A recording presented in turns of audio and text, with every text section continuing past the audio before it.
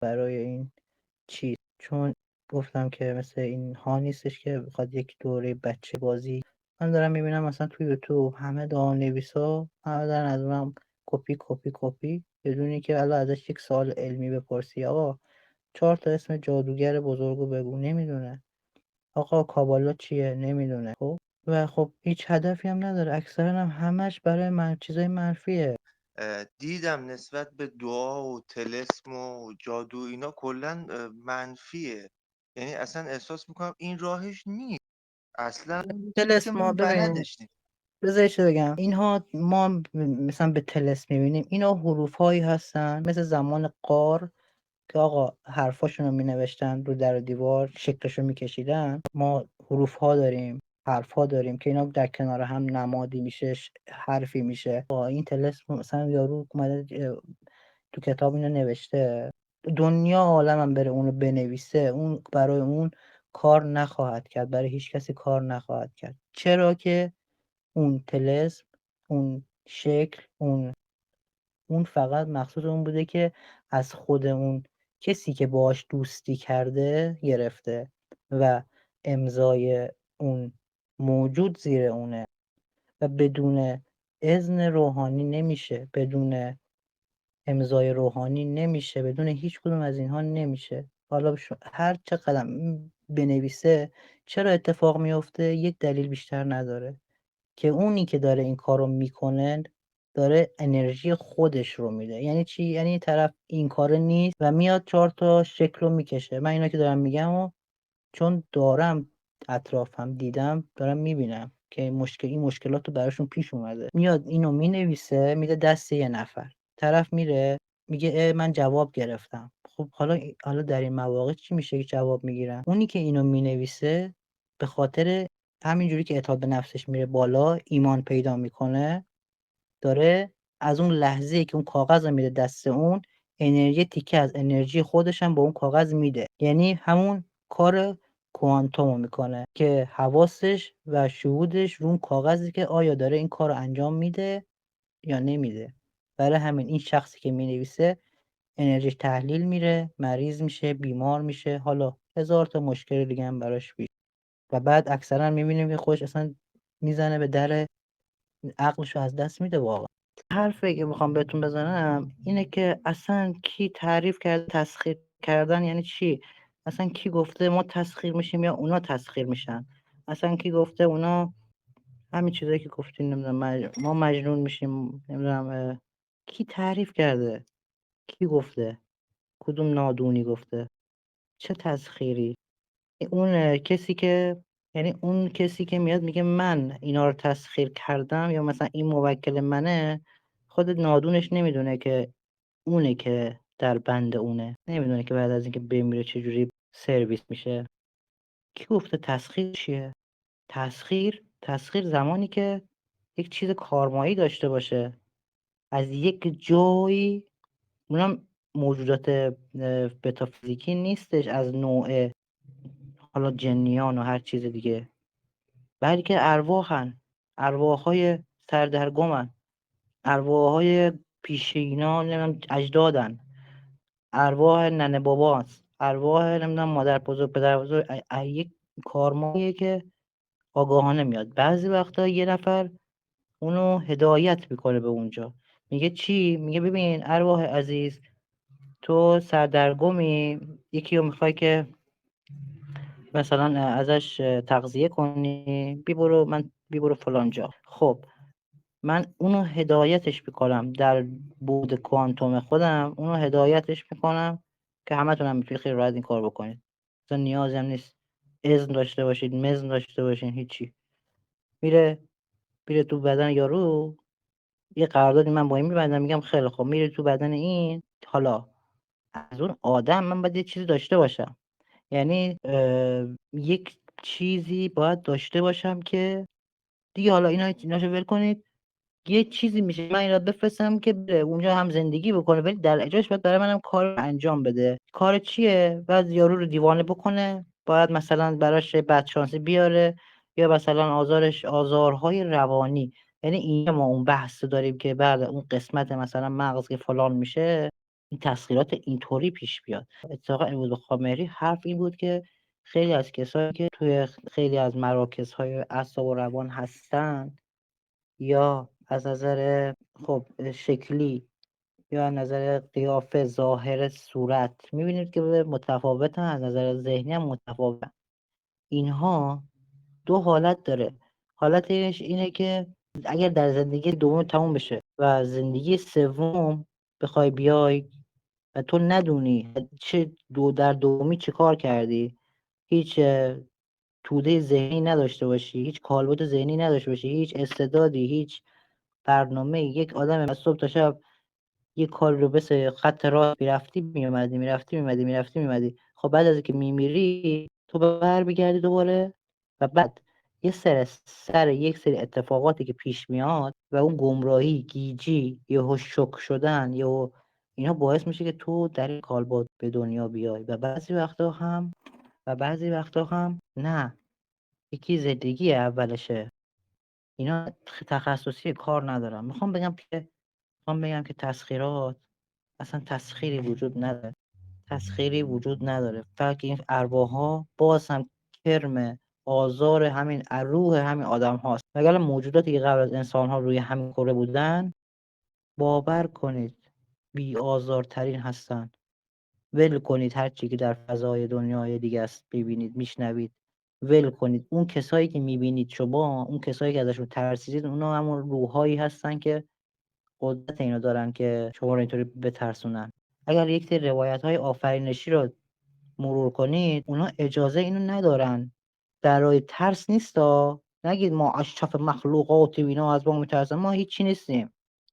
مخلوق کیه که اصلا ما اشرفشیم؟ بلکه اونها زمانی که حالا بیاد بریم مثلا سر آنوناکی ها، موضوع بحثمون هم هست این روزها، قبل از اینکه بیاد اونا بیان اونجا رو زمین کیا بودن، چیکار میکردن؟ خب بعدش که اونا اونقدر کار میکردن، بعدش اومدن اینا انسان درست کردن، اونا آزاد شدن، انسان درست شد. خب قبل از انسان اینا بودن، درسته. مدادی که اینها آزاد بشن در ازای به آدم ها کار نداشته باشن هستش که اون امروز هم به ما کار ندارن.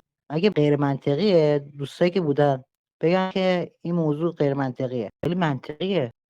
دارن زندگیشونو میکنن و ما تا مدت‌ها، تا خیلی خیلی خیلی اصلا شاید طول نمیکشه، ما قشنگ با اینا زندگی میکردیم، میدیدیمشون، با اینا حرف میزدیم، کار با رفت آمد میکردیم، با دوست بودیم، نمیدونم زندگی میکردیم. ولی به مرور که سوء استفاده ها شد، این هم توی اون بخش ذهن ما نابود شد. این هم تو بخش اون یه قسمتی از دفترچه راهنمای ما نابود شد. ما چیزی به نام تسخیر نداریم، ما دوستی میکنیم. این زایده ذهن آدم‌های روانپریش قدرت طلب عقده‌ایه که این حرف‌ها رو میزنن. خانم فاطیما، اینایی که اینها رو میگن نذارید ذهنتون رو مسموم کنن. اینها یه مش روانپریشن که اگر تو شب تو خوابشون شب کنارشون یه سایه ببینن، دیگه همونه که تو ذهنتون رفت، همین که الان تو ذهنت رفت بقیه‌اش دقیقا همونه.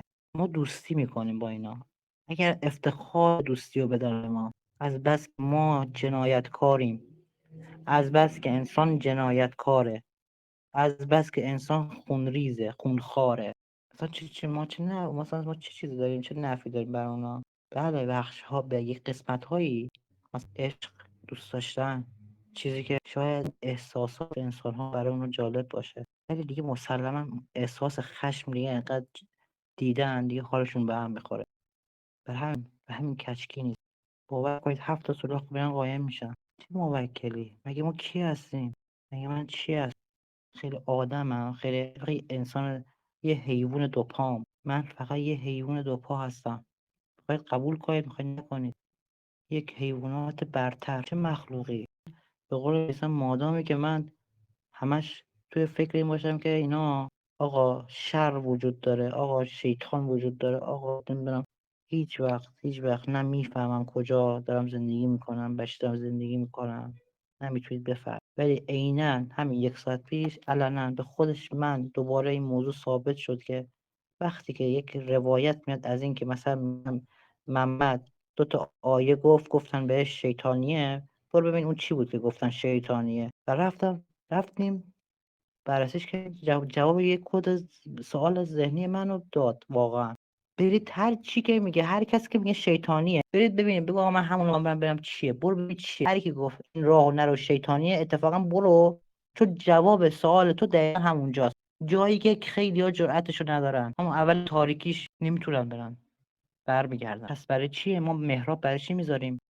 برای چی مکان درسته؟ برای چی؟ الان اون موقع داشتم نشون میدادم چرا باید یک کتاب کامل خیلی مفصل سنگین فقط سلیمان راجع به آداب ارتباط با اینها رو بگه. اینکه شما یه روزی رو باید بری همون، لباس چی باشه، چه دعاهایی رو بگی، چه چیزی رو بگی، بعد بری مثلا با بچه‌ها چیکار می‌کنی، چیکار. فقط برای چی؟ برای اینکه ما مهمون داریم. ما میخوایم با این مهمون بیاد خونمون. بعضی وقتا وقتی که اون میاد خونه ما میخوایم بریم خونهشون. خب بدن گوشت خورده، لشی که همش لش حیوان مرده خورده، یا مثلا میوه ها، نمیدونم سبزیجات هایی که پر از انگله میخوره، تا 1 متری تختش هم نمیتونه بیاد بالا. اگر تو واقعا از آدم ها خیر دیدی، برو بچسب بهشون. امیدوارم که ثروت و موفقیتتون رو پیدا کنید در این آدم ها. یا اگر دیدی که نه، اومدی اینجا الان این صحبت رو شنیدی، فهمیدی که میشه یک تأمل و تفکری کرد راجع به اون دنیا. وقتی اینو فهمیدی، اگر اومدی نیومدی بری یه بار این راه امتحان کنی، تو محکومی به فنا، تو محکومی به بدبختی، تو محکومی به فقر، تو بیچارگی، همه چی اینا. چون یه بار به تو یه چیزی پیشنهاد داده شد، حقته. پس اینه که متفاوتی باشه. چقدر من میتونم قید دنیای مادی رو بزنم؟ راه دیگه هم نداری. و هر کسی که قید دنیای مادی رو زد، کسی بود که دغدغه نداشت، کسی بود که تازه تونست افسانه شخصیش رو درست کنه، تازه تونست اصولهای دیگر رو بیاره جلو. و من راجع به این موضوع که تسخیر و این حرفها خیلی میتونم بهتون بگم، انقدر بهتون بگم که تو مثلا تو خونه راه بری، دلت بخواد فقط بشین، فقط منتظر باشی یه چیزی ببینی، یه جا میری فقط دوست داشته باشی ببینی. اگر برات بگم که چقدر اینها میتونن بیشتر به درد بخور باشن تا آدم ها. خب بعضیا میگن که مثلا این یک تصویر شدگی عشقی داره، مثلا نمیدونم جن عاشق داره. بعد میره قیافه یارو رو میبینی مثلا چیز میگیره، مثلا بعد اون بدبخت مثلا عاشق چی این باید باشه؟ بعد دیدید روایت های تکراری، حالا همتون بچه نیستی، دارم باهوشید و بعد من راحت صحبت میکنم.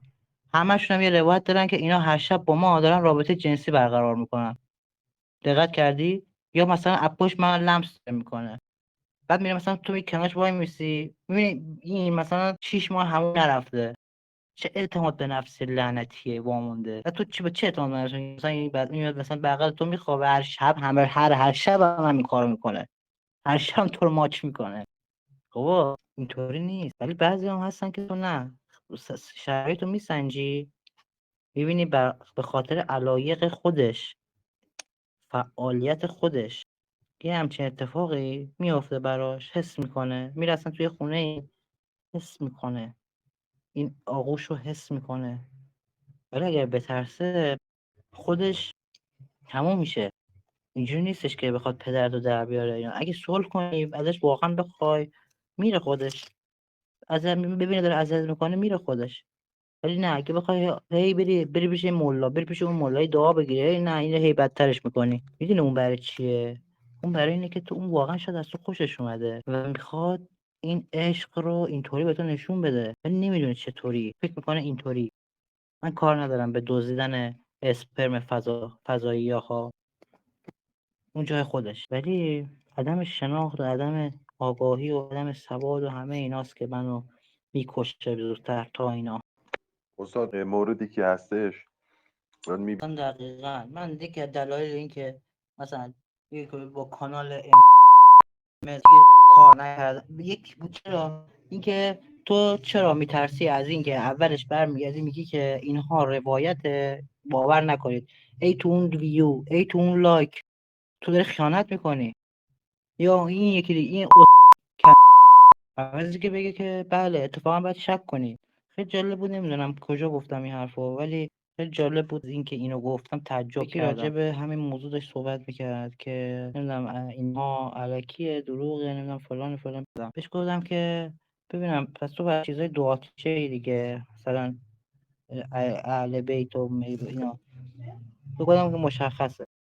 و بعد بهش گفتم که ببینم تو برای چی لباس مشکی میپوشی برای امام حسین، برای چی پرده میزنی و به در دیوار، چرا واقعا میزنی؟ مگه نمیگی اینا حقیقت نداره؟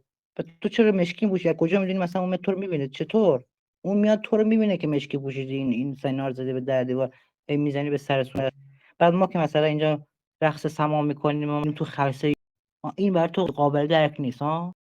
یا مثلا من مثلا لباسی رو میپوشم که حالت عرفانی من داره، تو نمیتونی درک کنی ها؟ چطور روی تو مثلا اعتقاد هست چیزی که من مثلا بهش اعتقاد دارم نیست؟ اینا چیزاییه که هر کی گفت اینا وجود نداره، اینطوری میتونید بزنید دهنشون، خیلی منطقی بهش بگو میری عزاداری، بالاخره یه چیزی از تو اعتقاداتش در میاری.